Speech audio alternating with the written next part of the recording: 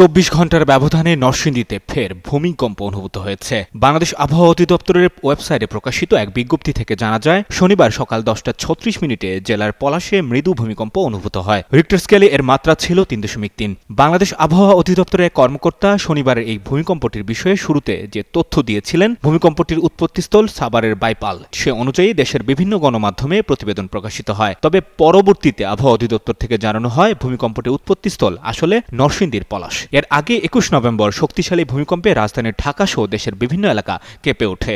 এতে সারা দেশে অন্তত ১০ জন নিহত হওয়ার খবর পাওয়া যায়। রিক্টার স্কেলে ওই ভূমিকম্পের মাত্রা ছিল ৫.৭। উৎপত্তিস্থল ছিল নরসিংদীর মাধবদী। ভূমিকম্প বিশেষজ্ঞরা সতর্ক করে বলেছেন, এর আগে ঢাকার এত কাছে ভূমিকম্পের উৎপত্তি ঘটেনি। সক্রিয় টেকটনিক প্লেটের সংযোগস্থলে অবস্থিত বাংলাদেশ ব্যাপক ভূমিকম্পের ঝুঁকির মুখোমুখি। এখানকার ঘনবসতি, পুরনো অবকাঠামো এবং বিল্ডিং কোডের দুর্বল প্রয়োগ এই বিপদগুলোকে আরও বাড়িয়ে তুলছে। অবিলম্বে পদক্ষেপ নেওয়া না হলে ভবিষ্যতের জন্য একটি ভয়াবহ দৃশ্য অপেক্ষা করছে।